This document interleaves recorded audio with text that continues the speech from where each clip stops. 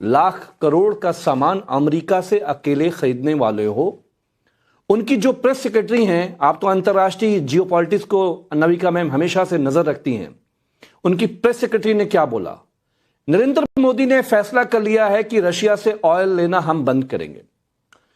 हम ऑयल लेंगे वेनेजुएला से और अमेरिका के जरिए हम वेनेजुएला से ऑयल लेंगे। चलो ठीक है, आप दोस्तों की 2 रिफाइनरी अगर बर्बाद करना चाहते हो, ठप करना चाहते हो, तो हमें कोई दिक्कत नहीं।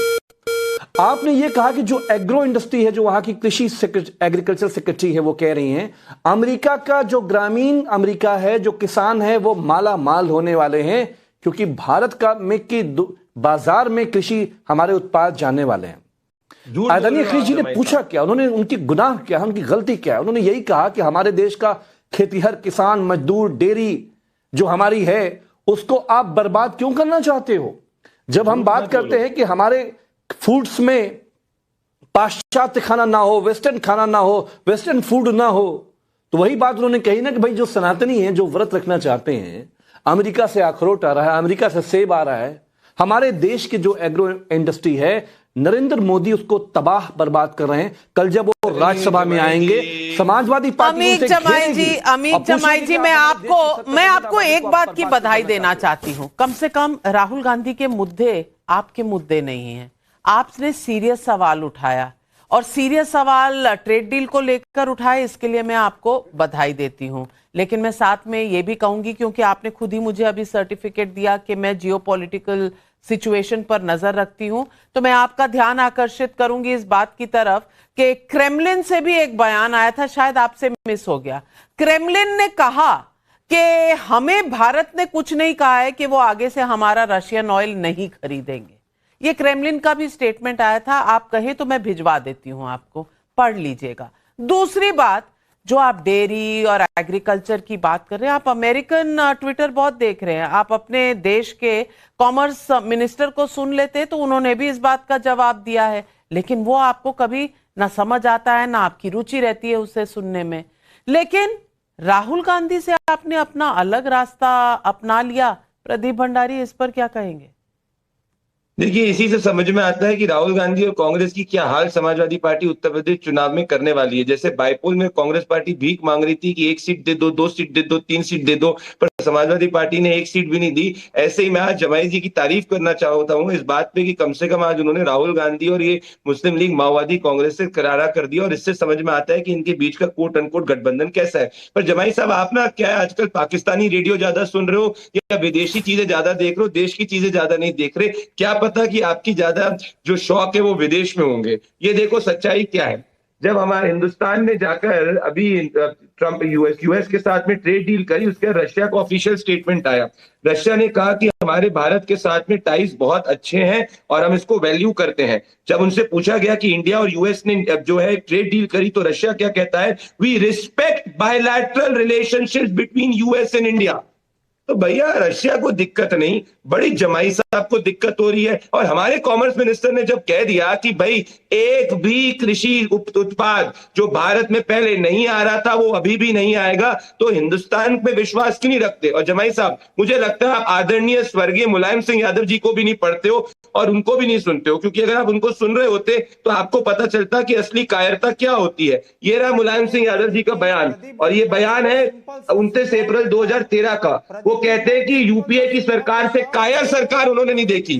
तो कायरता की बात राहुल गांधी को बोलो, देशभक्ति की बात नरेंद्र मोदी से सीखो। जनता के सवाल आ रहे हैं। विवेक चौधरी मेरठ यूपी से पूछ रहे हैं, नरेंद्र मोदी को डरा हुआ बताने वाले विपक्षी नेताओं को मोदी का जवाब सुनने से डर लग रहा है क्या, जो स्पीच से पहले महिलाओं को आगे कर चाल चल रहे हैं? अविनाश पांडे का वाराणसी यूपी से सवाल है, प्रधानमंत्री किसी पार्टी के नहीं देश के होते हैं, उनका अनादर कर विपक्ष क्या साबित करना चाहता है? शंकर लाल राठौर का देवास मध्य प्रदेश से सवाल है, क्या मुद्दा विहीन राहुल गांधी हार की बौखलाहट में देश के विकास के फैसलों को डीरेल करना चाहते हैं? विवेक श्रीवास्तव, सवाल बहुत संगीन है और मैं पूछना चाहती हूं कि मुद्दों से हर आपने संसद का हाल क्या बना दिया है? कभी टेबलों पे चढ़ जाते हैं, कभी प्ले कार्ड लेके आ जाते हैं, कभी प्रधानमंत्री की सीट के सामने चले जाते हैं, कभी कागज फाड़कर स्पीकर पर फेंकते हैं, कभी हैकल करते हैं, मंत्रियों को गद्दार बुलाते हैं। ये क्या है? मुझे लगता है ये किसी कॉलेज की रैगिंग चल रही है, ये देश का संसद चल रहा है। देखिए, आप कम से कम एक बात की सराहना जरूर करेंगी, आप वरिष्ठ पोजीशन पर हैं, महिला हैं, और मेरी आपसे मुख्तलिफ राय हमेशा रहती है बहुत से मुद्दों पर, लेकिन आप इस पोजीशन पे हैं, इसके लिए आप एक रोल मॉडल है नाविका जी, लाखों करोड़ों महिलाओं के लिए जो रोज आपको टेलीविजन पे देखती हैं। पहली चीज तो आप कम से कम सराहना करिए कि चाहे प्रोटेस्ट हो, चाहे प्ले कार्ड हो, चाहे कुछ भी हो, संसद में भी महिलाओं कम से कम आगे हैं, और इंडिया अलायंस की जो नेत्रियां हैं वो खड़े होकर के अगर एक अग्रेसिव तरीके से प्रोटेस्ट कर रही हैं, मेरे ख्याल से वुमेन एम्पावरमेंट का ये एक अच्छा तरीका है, इसमें हमें कोई गुरेज नहीं करना चाहिए। आप मुद्दों के ऊपर जरूर प्रश्न करिए कि उनका मुद्दा सही था या गलत, लेकिन ये कहना जिस तरीके से बीजेपी और उसके सपोर्टर कह रहे हैं कि महिलाओं को आगे कर दिया, बिल्कुल करना चाहिए, हर चीज में महिलाओं को आगे करना चाहिए, और 50% की आबादी आगे रहेगी तभी देश बढ़ेगा। दूसरी बात, ऑनरेबल प्राइम मिनिस्टर नहीं आए, 5 बजे आना था, ये एक अनफॉर्चुनेट चीज है डेमोक्रेसी के लिए, मेरे देश के लिए, संसद के लिए भी। चाहे कुछ भी हो, मार्शल्स हैं, सिक्योरिटी है, सब कुछ है, प्रधानमंत्री को जरूर आना चाहिए था, ना आकर के एक गलत मैसेज मेरे प्रधानमंत्री ने देश को दिया है। हम चाहेंगे चाहे हरदीप पुरी हो, चाहे ऑनरेबल प्राइम मिनिस्टर हो, बीजेपी का कोई भी नेता हो, एप्स्टीन फाइल्स को लेकर के पूरे विश्व में अगर अफवाहें हैं जिन पे अगर मैं भी ना विश्वास करूं, जब तक ऑफिशियली खड़े होकर के क्लैरिफिकेशन सरकार नहीं देगी तब तक क्लैरिटी नहीं आएगी और लोग गलत। विवेक श्रीवास्तव जी, मैं विमेन एम्पावरमेंट की बात आपके मुंह से सुनकर थोड़ी सी सरप्राइज जरूर हूं। महिलाओं को आगे करना, आप कहते हैं प्रधानमंत्री डर गए नहीं आए, मुझे तो लगता है कि जो लोग महिलाओं के पीछे छुप कर वार कर रहे हैं, डरे हुए वो हैं, और महिलाएं आगे हैं, एम्पावर्ड हैं। महिलाएं असंसदीय काम करके पावरफुल नहीं बन जाती, और मुझे नहीं लगता ये रोल मॉडल होता है किसी के लिए कि आप असंसदीय भावनाओं से वहां जाइए और प्रोटेस्ट करिए तो आपका गुणगान होना चाहिए। हमारी आवाज और हमारी जो बिहेवियर है वो अपने आप में इतनी मजबूत है कि हमें इस तरह के काम करने की जरूरत नहीं है। वो आप पुरुषों के लिए ठीक है कि टेबल पर चढ़ जाइए तो बहुत अच्छे लगेंगे, महिलाओं को ये सब करने की जरूरत नहीं है क्योंकि उनकी हर लफ्ज में दम भरा हुआ है। हर्षवर्धन त्रिपाठी जी, ये रोल मॉडल किसको बना रहे हैं? रैगिंग को, हेकलिंग को, डेमोन्स्ट्रेशन को, अनपार्लियामेंट्री बिहेवियर को ये लोग बताना चाह रहे हैं देश और दुनिया के सामने कि यही तरीका है जीने का? नविका जी, आज सदन में भारतीय जनता पार्टी के सांसद निशिकांत दुबे ने जो टिप्पणी की है वो बेहद घटिया टिप्पणी है कि देश के प्रधानमंत्रियों को अय्याश, गद्दार, भ्रष्टाचारी ये सब कहा गया, और वो सब छपी पुस्तकों के हवाले से कहा गया। और ये सब हुआ क्यों? क्योंकि राहुल गांधी एक बिना छपी अनपब्लिश्ड बुक्स के हवाले से और भारत की सेनाओं का मनोबल तोड़ना चाहते थे। एक ऐसी स्थिति कर रहे थे जिसको हास्य की तरह ले रहे थे। और वो अगर देखिए, मैं तो समझ नहीं पाया सत्ता पक्ष के लोग क्या रणनीति बनाते हैं। मैं तो ये मानता हूं कि राहुल गांधी को बिना छपी पुस्तक भी पढ़ लेने देना चाहिए था, उसके बाद उसको एक्सपंज करा देते, उसको ऑफ रिकॉर्ड करा देते क्योंकि नियम होता। लेकिन जरा सोचिए वो कह कैसे रहे थे। अच्छा, ऐसे नहीं तो हम ऐसे बोल देते हैं। अब आज निशिकांत दुबे ने और प्रधानमंत्रियों पर वो घटिया टिप्पणी हुई है, मैं तो उसको ठीक नहीं मानता हूं किसी भी नेता पर इस तरह की टिप्पणी। लेकिन जितनी चीज है उन्होंने पुस्तकों के हवाले से दी, संदर्भ के साथ दी, बाकायदा उन लोगों के हवाले से दी जो प्रधानमंत्रियों के साथ काम करने वाले रहे, कोई उनका पीए रहा, कोई उनके साथ बहुत नजदीक संबंधों में रहा। वो सब कुछ आज देश ने देख लिया।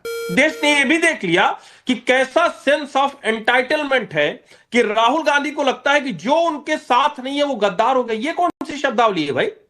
आप क्या भारत का कोई रजिस्ट्री बैनामा लिखा कर आए थे क्या? कि आपके नाम खसरा खतौनी लिख दी गई थी कि ये भारत जो है पूरी तरह से गांधी परिवार का?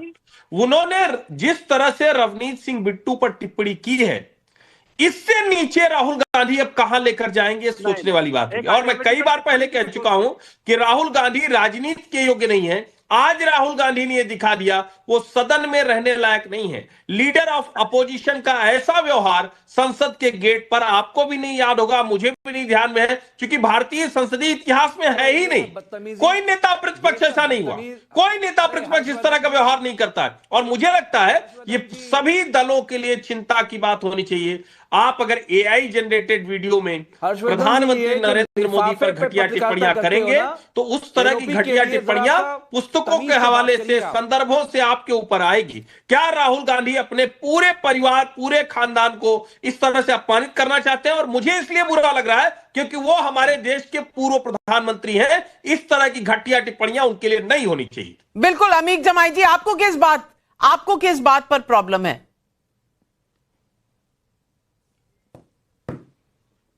देखिए, ऐसा है कि निशिकांत दुबे को गृह मंत्री जी ने आगे किया। वो नहीं चाहते थे कि प्रधानमंत्री जी पे चाइना को लेकर चर्चा हो। हमारा यह कहना है कि अगर आर्मी चीफ हमारे नरवणे साहब अगर इतनी देश विरोधी बातें उन्होंने अपनी किताब में लिखी है तो उनके खिलाफ आप एफआईआर करिए, उनको फांसी पे टांग दीजिए अगर वो गलत है।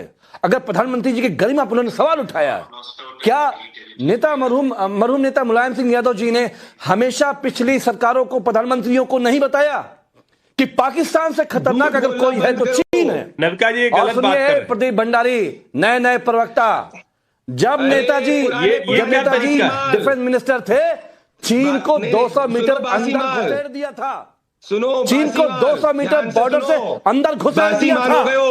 उनके बारे में जो शब्द इस्तेमाल कर रहे हो, तमीज से पेश आया करो जब नेशनल टेलीविजन पे बैठते हो। आर्मी चीफ जो है उन्होंने स्पष्ट कहा था कि उनको खुली छूट दी गई थी और हिंदुस्तान ने लेकिन प्रदीप भंडारी, उस किताब में भी तो यही लिखा था, उस मैगजीन में भी तो यही लिखा था कि प्रधानमंत्री ने पूरी तरह से इजाजत दी थी कि जो सही समझो वो करो।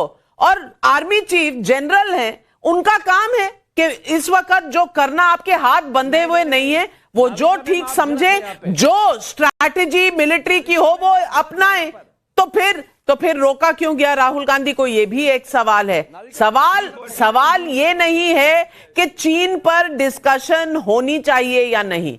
सवाल ये है कि आपको अगर डिस्कशन करनी है, मॉरल हाई ग्राउंड लेना है, तो भैया कम से कम संसदीय तरीके से तो करेंगे। यूं तो जिस तरह से संसद चल रही है, मुझे नहीं लगता किसी को भी चिंता है कि देश के लोगों के मुद्दे क्या हैं। और अनमोल पंवर साहब, मैं यही सवाल पूछना चाहती हूं। और अनमोल पंवर साहब, ये पब्लिक के भी सवाल हैं। संजय मिश्रा भदोही से पूछ रहे हैं, राहुल गांधी को नामचीन परिवार का सदस्य होने का अहंकार है क्या? इसलिए उनको लगता है कि उनसे सब डरते हैं। राकेश कुमार का नोएडा यूपी से सवाल है, जब मोदी संसद में जवाब देते हैं तो विपक्षी नेता भाग खड़े होते हैं, क्या जनता नहीं देखती कि कौन सचमुच डरा हुआ है? अशरफ अली खान पूछ रहे हैं, राहुल गांधी गलत हैं तो क्या इस गलती की सजा नहीं है? सत्ता पक्ष के प्रवक्ता प्रदीप जी से पूछिए कि क्यों केस नहीं करते। पहले अनमोल पवार जी आप, प्रदीप भंडारी आती हूं। देखिए नाविका जी, आपने बिल्कुल ठीक कहा। राहुल गांधी महत्वपूर्ण नहीं है, देश की जनता के मुद्दे महत्वपूर्ण हैं। विपक्ष की जिम्मेदारी है कि वो सरकार से सवाल पूछे, लेकिन संसदीय गरिमा में रहते हुए। और सत्ता पक्ष की भी जिम्मेदारी है कि जो आज देश की 140 करोड़ जनता जवाब जानने में दिलचस्पी रखती है कि आखिर हमारे देश के किसानों की पीठ में छुरा क्यों घोंपा गया। जो ये इंडिया यूएस ट्रेड डील हुई है, जिसे ऐतिहासिक बताया जा रहा है, मैं जानना चाहता हूं कि जब इंडिया ने अमेरिका गुड्स पे टैरिफ 0% कर दिया तो ये डील ऐतिहासिक कैसे है? जब अमेरिका ने टैरिफ 3.3% से बढ़ा के 18% कर दिया तो ये डील ऐतिहासिक कैसे है? जब भारत ने अमेरिका के लिए खेती के सारे बाजार खोल दिए तो ये डील ऐतिहासिक कैसे है? आप लोग कह रहे हैं कि जी सरकार कह रही है कि जी 500 बिलियन का जो है आयात करेंगे। मैं बता दूं, देश भारत जो है कुल 700 बिलियन का आयात करता है, तो ये संभव ही नहीं है। वहां पे डोनाल्ड ट्रंप ये बता रहे हैं कि हम रशिया से तेल नहीं खरीदेंगे, वो बता रहे हैं कि हम वेनेजुएला से तेल खरीदेंगे, लेकिन हमारे देश के प्रधानमंत्री ने देश की गरिमा को तार तार कर दिया। जब से एप्स्टीन फाइल में उनका नाम आया है, उनकी जबान नहीं खुल रही, वो बोलना नहीं चाहते। नहीं, केस हो जाएगा। ना जाने क्यों उन्होंने अमेरिका के सामने सरेंडर कर दिया। जो शीश महल के अंदर बैठे हुए